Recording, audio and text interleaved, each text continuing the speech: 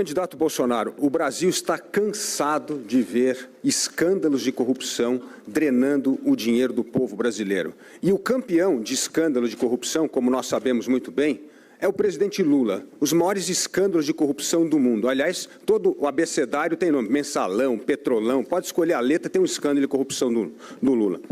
Eu queria saber o que o senhor fez no seu governo para combater a corrupção e o que fará para tirar a corrupção das manchetes do jornal. Nós tiramos, Dávila, a corrupção das manchetes. 3 anos e 8 meses, você não vê escândalo de corrupção no meu governo. Quando acusam, tipo uma CPI da Fajuta aí, do Senado, falam suposições. Ah, tentaram pegar uma propina na vacina tal. Nada foi pago, nada foi comprado dessas empresas. Então, nós demos o exemplo, como, Dávila?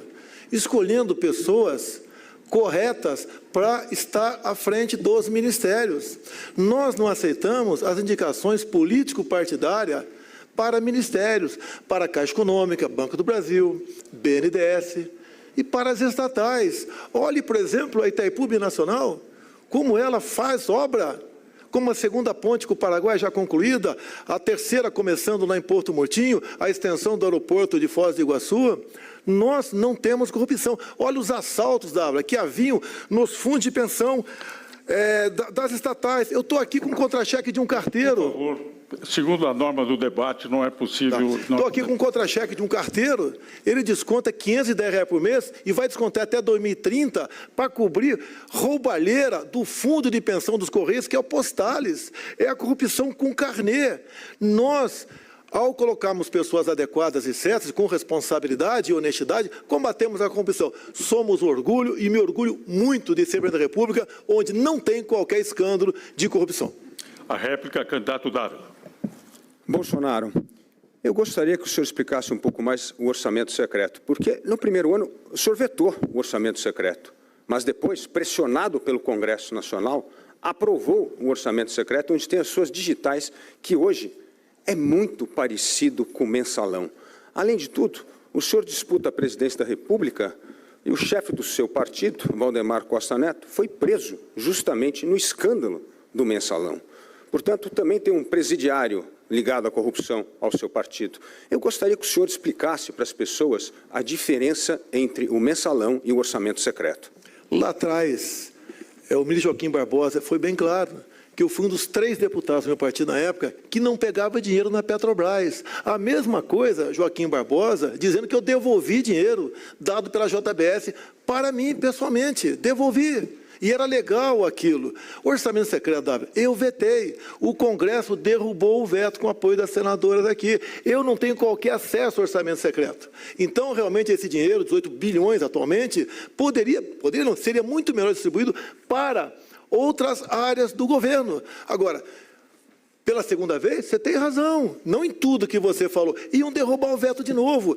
Eu não tenho acesso, eu não sei para onde vai o dinheiro desse tal orçamento secreto. Pode perguntar para as senadoras aqui, que elas te responderão. Primeiramente, as 2 senadoras aqui presentes votaram para derrubar o veto do dito orçamento secreto. Não é verdade. Por favor, o direito de resposta foi concedido. Eu peço que os senhores respeitem. A senadora Soraya, em matéria aqui de quase toda a imprensa, ela fez uso de 114 milhões do dito orçamento secreto. Esse orçamento é privativo do parlamento brasileiro. Nós apenas executamos. Eu não posso indicar tantos milhões para fazer tal obra em tal local. Quem indica são deputados e senadores. Resposta, mediador. Vamos lá. Sobre deputada senadora Soraya. A senhora não me elegeu, não. Deputado. Todo o seu material de campanha, quer seja santinhos e vídeos, está escrito lá, a candidata do Bolsonaro. A senhora foi uma estelionatária por ocasião das eleições. No tocante a Viagra e Cialis... Tá. Por favor, conclua, por favor, candidato. No tocante a Viagra e Cialis, é medicamento cujo efeito colateral é combater a disfunção erétil. Isso é usado por todos os médicos do Brasil. Até a senhora governadora do Rio Grande do Norte tempo comprou... esgotado, por favor, tempo esgotado. Quero dizer ao candidato Jair Bolsonaro, não cutuque onça com a sua vara curta. Respeito. Primeiro, porque nós não votamos da forma como Vossa Excelência disse. Segundo, que todas as minhas indicações do Congresso Nacional estão nas suas mãos públicas, estão em todos os sites, todas as redes sociais. Você entra no meu site, soraiatronic.com.br, clica no Mato Grosso do Sul, clica em cada município e você vai ver a execução. Eu desafio o senhor a mostrar e a abrir todas as indicações de emenda de relator dos demais parlamentares do nosso Congresso. As minhas estão na sua mão, na mão de todos os brasileiros, na mão de toda a imprensa há muito tempo. De meu nada tem de ser... É isso, está público. Público. E não cutuque. Não cutuque. E mais, nunca neguei que fui eleita nessa seara. Acabou o tempo, por gentileza. Não cutuque. Vamos para... Acabou? Acabou o tempo, 1 minuto já. O senhor tem subido de tom nas críticas que tem feito ao ex-presidente Lula. Uma parte de seus eleitores, no entanto, já declarou voto útil no petista. Para onde vai o PDT no segundo turno, num eventual segundo turno entre Lula e Bolsonaro? E se o PDT aderir ao PT, o senhor vai deixar a legenda? Olha, uma das coisas graves que o lulopetismo corrupto está produzindo no Brasil é a morte do jornalismo. Como é que nós estamos num debate, eu me apresentando como candidato a presidente da República, sou agora convidado a refletir sobre o movimento que, teoricamente, eu deveria fazer nesta ou naquela outra direção. Isso, no mínimo, é uma falta de respeito ao eleitor, a você, meu irmão, que está vendo o que está acontecendo. Então, o Lula produziu uma onda de propaganda que é o seguinte: todo mundo que não for Lula é fascista. E ele tem a oportunidade de caracterizar de fascista o Bolsonaro. E, ao invés de vir aqui, foge, desrespeitando você, desrespeitando a todos nós, porque ou já ganhou ou não tem como explicar. A minha candidatura, ela se deve, não é porque é fácil, não é simples, eu sei que eu nunca fui o favorito. Eu, em 2018, estava dizendo ao povo brasileiro, pedindo a Deus, como faço hoje, que ilumine a minha palavra: olha, a solução para a corrupção generalizada do PT no governo e para a mais grave crise econômica da nossa história, que foi produzida pelo Lula e pelo PT, não é votar por negação no Bolsonaro. O Bolsonaro não tem experiência, não tem vivência e está sendo empacotado como um moralizador que nunca foi. Estou aqui dizendo ao lado dele, não quero fazer disso ofensa pessoal. Porém, o que está acontecendo no Brasil hoje? O Bolsonaro repete a mesma prática. Valdemar Costa Neto, o Lula deu o DENIT para roubar, foi preso e condenado no Mensalão. Agora o Bolsonaro é filiado ao DENIT. Eu estou pedindo a você, me dê uma oportunidade de mudar isso. O Brasil não aguenta mais. Quem você pergunta, quem comenta? Nascimento, eu quero perguntar para a candidata Simone Tebet com o comentário do candidato Jair Bolsonaro. Candidato, eu queria que a senhora falasse para mim sobre educação. O que a senhora mudaria na educação em relação ao governo atual e também que a senhora comentasse um tema específico. Inúmeras pesquisas mostram o benefício da educação em tempo integral para as crianças. Alguns estados e municípios já conseguiram avançar, outros não podem nem sonhar porque não têm dinheiro. A senhora acha que o governo federal deveria usar do seu recurso, da sua verba, para impulsionar a educação em tempo integral, de preferência para todas as crianças brasileiras? Eu agradeço a sua pergunta, porque eu sou professora e eu fiz um juramento como professora e como mãe de 2 Marias, que eu não vou sossegar enquanto a escola do filho do pobre não tiver a mesma qualidade da escola do ensino do rico. Para isso, o governo federal tem que ser parceiro do município. Eu fui prefeita e sei da importância para zerar a fila de creches, para que as crianças comecem a estudar na hora certa e as mães possam trabalhar. E lá, no ensino médio, que é o grande problema que nós temos dos jovens que nem estudam e nem trabalham, nós temos escola em período integral, tirar do papel a nova reforma do ensino médio que foi aprovado. Com conectividade, nós vamos pagar para essas escolas darem escola em período integral de qualidade para o nosso jovem técnico. E esse jovem que não quer, porque não tem nada de atrativo nessa escola, vai ser premiado, sim. Nós vamos pagar e já fizemos a conta. Mais ou menos 1,5 milhão de jovens que se formam no ensino médio a R$5 mil, é algo em torno de 7 bilhões. Isso não é nada, é uma gota no oceano dentro do tamanho do orçamento brasileiro. Nós vamos pagar R$5 mil para os jovens do ensino médio se formar. Sabe para quê? Porque esse ensino médio é técnico. Ele vai ter 2 opções. Ou ele vai para o curso profissionalizante de 1 ano e meio e entra no mercado de trabalho, ou ele já começa a trabalhar e vai para o banco de uma universidade. Mas ele, no futuro próximo, daqui 5, 6 anos, ele não vai passar pela humilhação que seus pais passam de não ter um emprego. Comentário do candidato Bolsonaro. Aqui se promete tudo. Parece até que estamos à véspera do Natal. nós demos o maior reajuste da história do Brasil para os professores do ensino básico. 33%. Nós atendemos realmente os professores do Brasil. São milhões de professores atendidos pelo nosso governo. Dizer também que nós estamos levando a internet para todas as escolas do Brasil. Nós, agora, com o 5G, estamos revolucionando também o ensino do Brasil. E hoje, o meu governo já alfabetiza uma criança em apenas 6 meses, quando, pouco tempo atrás, se levava 3 anos para alfabetizar uma criança. O governo está fazendo esse papel e reconhece o trabalho do professor e também o mérito dos alunos. Réplica, candidata Simone. Bom, eu só tenho a acrescentar que o governo que passou do PT, lamentavelmente, passou 4 mandatos e não fez o dever de casa com a educação. A verdadeira revolução, aquela que vai efetivamente dar dignidade para as nossas famílias, é a educação brasileira. Hoje, a indústria muitas vezes quer contratar e não tem um trabalhador preparado porque ele não tem produtividade. Nós vamos mudar essa realidade. O que o PT não fez e esse governo também não faz, nós faremos. É o compromisso e o juramento de uma mãe, de uma professora, que hoje está aqui porque teve a oportunidade de estar no banco de uma universidade.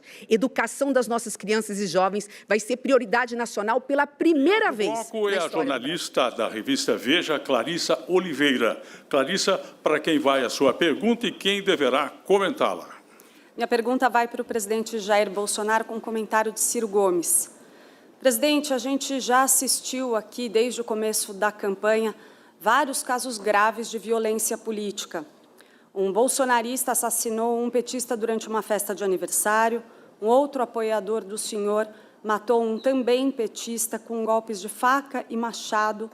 E, na sexta-feira, agora, uma jovem tomou uma paulada na cabeça depois de discutir com um bolsonarista sobre a eleição.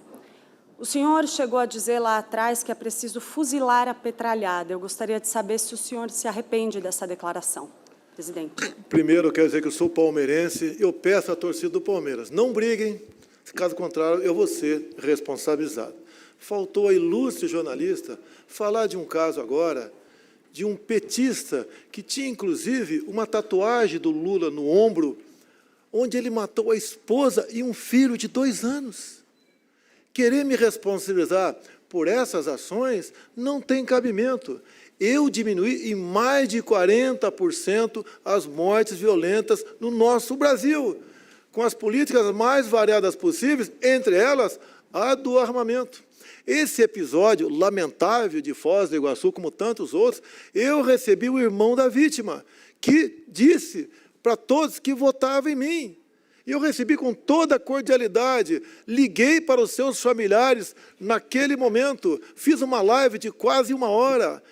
Uma esposa dele fez uma oração também de mais de 30 minutos, pregando a paz. E eu ali, comovido, sentido com esse problema. Agora, prezada jornalista, por favor, se alguém briga na rua, vai que ele seja favorável a mim, querer imputar a mim essa responsabilidade, foge de um jornalismo minimamente sério. Nós queremos a paz, queremos a tranquilidade, queremos o futuro do nosso Brasil. Defendemos as mulheres de fato e não da boca para fora. Lamentável, com todo respeito, o seu posicionamento. O comentário do candidato Ciro. Minha irmã, meu irmão, segue comigo. Hoje, 125 milhões de brasileiros não fizeram 3 refeições. Só uma, vou dizer aqui em alta voz, de cada 4 crianças nesse país, que é um dos maiores produtores de comida do mundo, fez as 4 refeições. No Brasil, o desalento atinge 5 milhões, o desemprego 10 milhões e a informalidade mais selvagem, que vai produzir milhões de idosos sem nenhuma aposentadoria, atinge 50 milhões. E nós estamos discutindo isso. Isso é relevante? É. Mas será possível que um debate não deu uma única oportunidade para a gente explicar como é que eu vou fazer um programa de renda mínima? Enfim, então vou comentar só o que me pediram para comentar. Quem criou essa história do nós contra eles foi o PT. E o Bolsonaro adora porque um resolve o problema do outro. Tempo. Agora a réplica do candidato Bolsonaro. Eu insisto na tecla, prezado Ciro.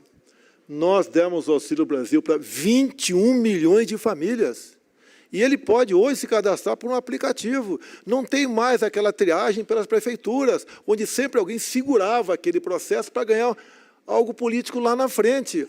Nós temos um olhar todo especial para os mais pobres. Eu peço aos mais pobres, quem está passando necessidade, quem está passando fome, procure se cadastrar para receber o Auxílio Brasil de R$ 600, 6 vezes maior do que se pagava lá atrás no governo do PT. Nós temos um olhar, mais que um olhar, um trabalho muito especial e concreto para tirar... Padre Kelmon, do PTB, agora fará a pergunta. Para quem o senhor vai perguntar? Ciro Gomes.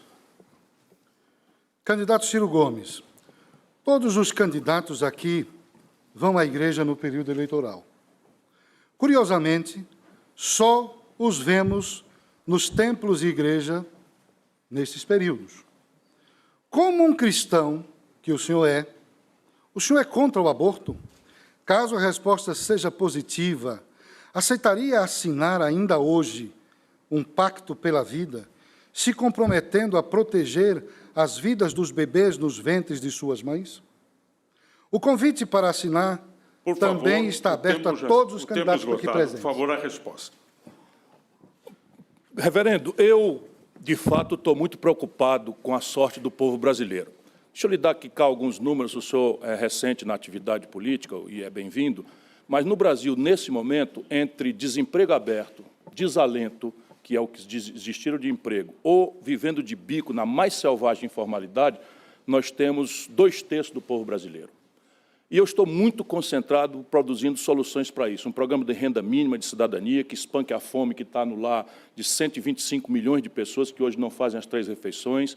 Resolver o problema do endividamento explosivo das famílias, que estão hoje à conta de 66 milhões e 600 mil pessoas. Estabelecer uma lei anti-ganância que vede a superação de 200%, de 100% de juros no crédito de curto prazo e fazer uma revolução pedagógica na educação. O senhor deve estar pensando, está escapando da questão? Não, não estou. Quero só lhe advertir, com muita humildade e cuidado, é de que o nosso poder como presidente para este assunto é nenhum. Nenhum mesmo. O Congresso Nacional Brasileiro também ele próprio tem evitado. Por quê? Porque é um assunto que envolve aspectos de saúde pública, envolve aspectos morais muito graves, aspectos religiosos, e nós cristãos temos absoluta aversão a qualquer tipo de morte, portanto, o aborto para nós é uma tragédia. A questão não é essa, a questão é qual é o papel do Estado no enfrentamento dessa tormentosa questão. E eu confesso que, para mim, a legislação como está é o alcance possível que nós, na sociedade brasileira tão dividida, alcançamos. A réplica, por favor. Povo brasileiro, nós todos sabemos que o assassinato, o aborto é um assassinato, e o senhor sabe disso. Então, nós temos que ter um posicionamento firme, defender a vida, porque se nós não defendermos a vida, tudo que o senhor está dizendo aí, vai fazer educação, vai fazer isso, fazer aquilo, o senhor vai fazer para quem, se não existir o ser humano? É preciso o ser humano existir primeiro, para que o senhor, eu ou qualquer um que esteja aqui pleiteando a presidência da República, faça alguma coisa. Então, se você elimina o ser humano já no ventre materno, se você faz esse ato diabólico, você também não vai poder, como Estado, servir a ninguém. Não existirá pessoas, foram assassinadas. Então, nós temos que ter um posicionamento firme.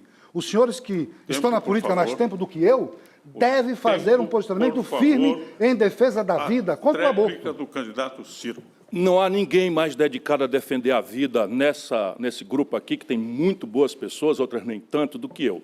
Deixa eu lhe dizer, eu fui ao plenário das Nações Unidas, recebi o Prêmio Mundial de Combate à Mortalidade Infantil, o Prêmio Maurice Paté.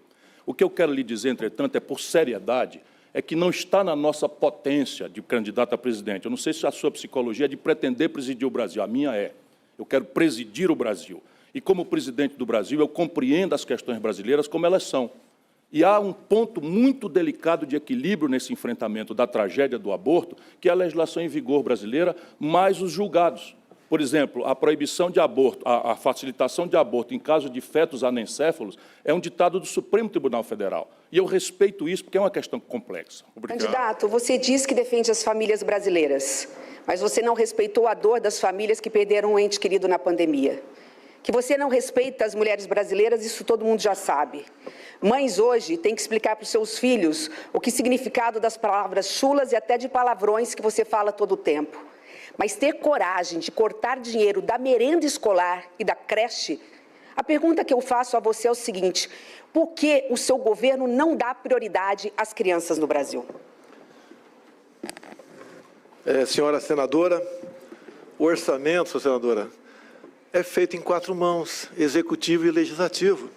Não é justa, não é verdadeira essa acusação de cortar dinheiro para merenda, porque o orçamento não foi votado ainda. A senhora vai ter uma chance de ouro agora, já que a senhora fala tanto no orçamento secreto como o esquema de corrupção no Brasil. A senhora votou para derrubar o meu veto ao orçamento secreto. A senhora vai ter a chance agora de pegar esse orçamento secreto na casa dos 18 bilhões de reais e redistribuir para todos os ministérios, entre eles o da educação. É fácil, é simples. A responsabilidade de governar é do Executivo e do Legislativo. Nós somos irmãos nesse processo. Então, por favor, senhora senadora, a verdade acima de tudo. O João 832 vai continuar se fazendo presente no meu governo.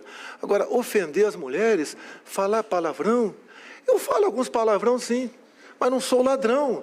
Eu não defendo, por baixo dos panos, um outro candidato que já foi condenado, cumpriu cadeia, e agora está, por favor, aí disputando a presidência, se ausentando aqui. Então, essa é a nossa diferença. Eu defendo as mulheres, não da boca para fora, eu defendo de fato. A senhora não defendeu 2 médicas que foram na CPI da Covid, foram maltratadas, pisoteadas pelos seus colegas, e a senhora não fez nada. Eu recebi violência política de seus ministros e não vi o senhor em nenhum momento fazer uma defesa das senadoras que foram agredidas na CPI. Mas você é um péssimo exemplo, porque, além de tudo, mente em cadeia nacional. Vamos aos fatos. Você não trabalha, anda de jet ski e moto e não conhece a realidade do Brasil. Por isso é que disse que o Brasil não tem fome. Ora, candidato, você cortou mais de 90% dos programas do dinheiro para casas populares, para delegacias da mulher, tirou dinheiro de creches e de escolas, assim, sabe para quê? Para pagar orçamento secreto, para comprar apoio no Congresso Nacional. Isso é corrupção. Hoje as nossas crianças estão comendo bolacha e suco em pó. No meu governo vai ser diferente. Eu não terei um governo corrupto, como o do senhor e o do PT. Eu dou importância e respeito às crianças do Brasil. Por favor, o tempo, a tréplica. Senadora, a senhora derrubou o veto do dito orçamento secreto. Esse orçamento é totalmente administrado pelo relator. Ora do Senado, ora da Câmara. Eu não tenho a relação dos parlamentares que usam desse recurso.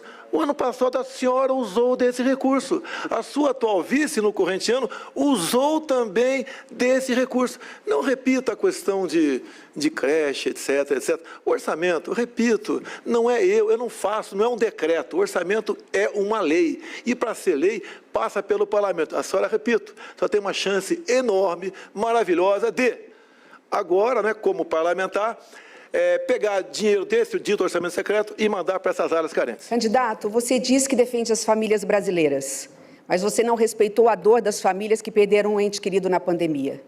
Que você não respeita as mulheres brasileiras, isso todo mundo já sabe.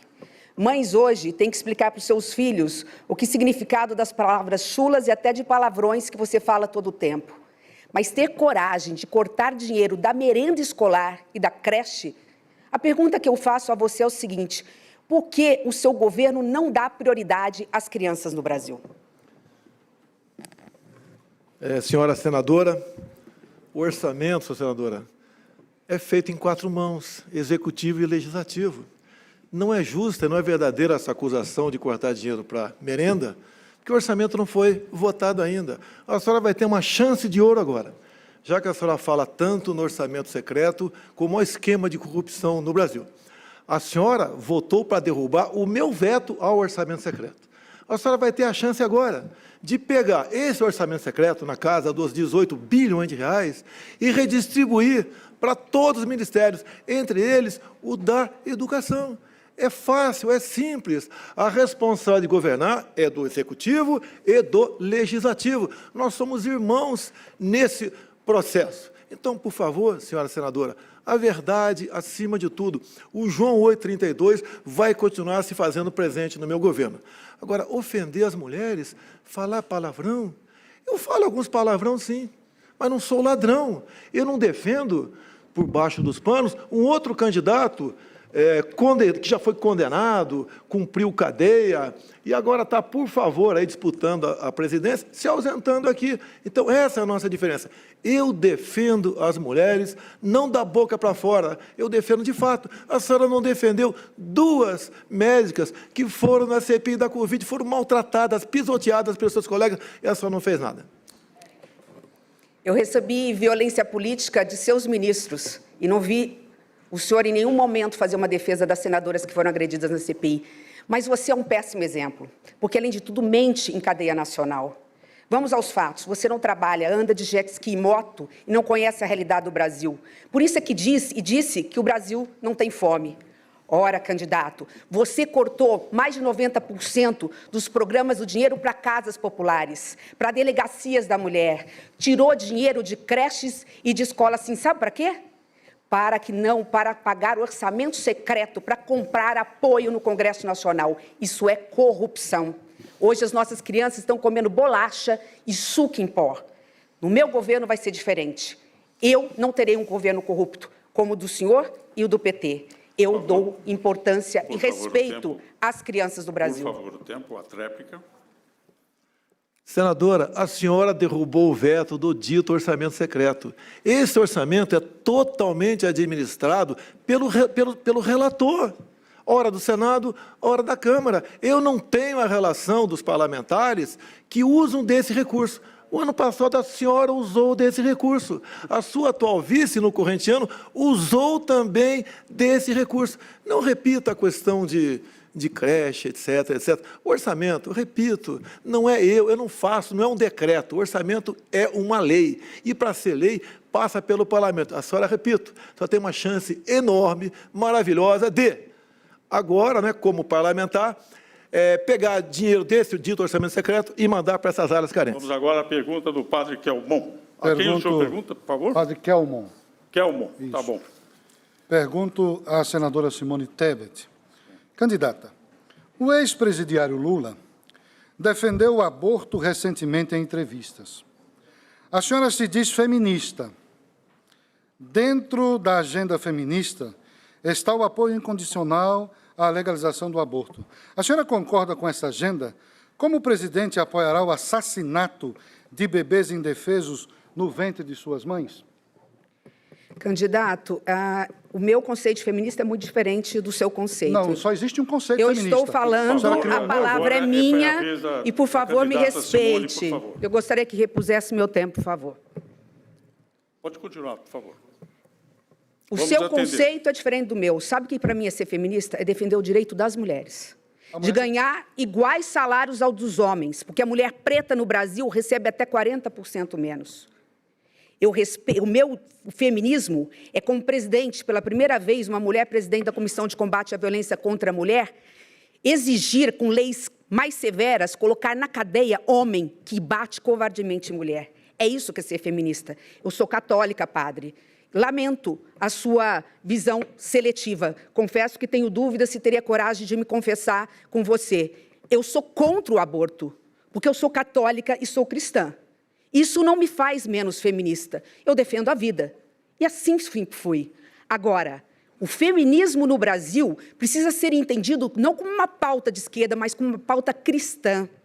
A mulher brasileira hoje é a cara mais pobre desse Brasil. Se ela for preta e do Nordeste, então, ela não tem condição nenhuma de ter uma qualidade de vida que, infelizmente, as mulheres brancas têm na proporção. É isso que é ser feminista. Eu defendo a vida e continuo defendendo as mulheres brasileiras. É por isso que eu sou candidata à presidência da República. E se eu for eleita presidente da República, nenhuma criança vai dormir com fome no Brasil. Se eu for presidente da República, a chave da casa própria vai para você, mulher, que é a porta da cidadania. Se eu for eleita presidente da República, eu não vou cometer crime de corrupção, vou pôr na cadeia quem faz, porque a corrupção mata. Ela tira o dinheiro que está faltando lá para servir a você, para dar qualidade de vida para a sua família. A senhora se contradisse, porque a senhora, como feminista, se a senhora realmente é feminista, como é o movimento feminista, a senhora está se contradizendo porque as feministas elas apoiam o aborto incondicionalmente. Então, a senhora também disse aqui que a senhora está vivendo um feminismo que a senhora criou. O meu feminismo, Então, a senhora tem um feminismo particular muito só seu. Então, a senhora trai também ao próprio movimento feminista. Então, a senhora se diz católica, está dizendo que é católica. Eu sou católico ortodoxo, mas nós, católicos, defendemos a vida igualmente. Então, se a senhora está dizendo que quer se confessar comigo, eu posso lhe atender em confissão. Não é? Posso lhe atender, sim. Mas a senhora não respondeu a minha pergunta. A senhora está... Tréplica. Tréplica, por favor. Eu peço desculpa a você, que é católico também. Eu peço desculpa à minha igreja por ter, lamentavelmente, um padre aqui colocando palavras na boca de um cidadão ou de uma cidadã. Eu sou feminista no meu conceito e a vida inteira defendi a vida e sou contra o aborto. Qual é o problema disso? E eu vou dizer mais. Eu tive coragem de entrar com uma ação contra Bolsonaro e contra Lula, porque me senti ofendida como cristã, quando ambos escolheram uma santa, pasmem, não para falar de amor, mas para degladiarem através do ódio Madre Teresa de Calcutá, na propaganda eleitoral, coisa que o padre não fez. Lamento, padre, eu jamais me confessaria com o senhor. Tempo encerrado.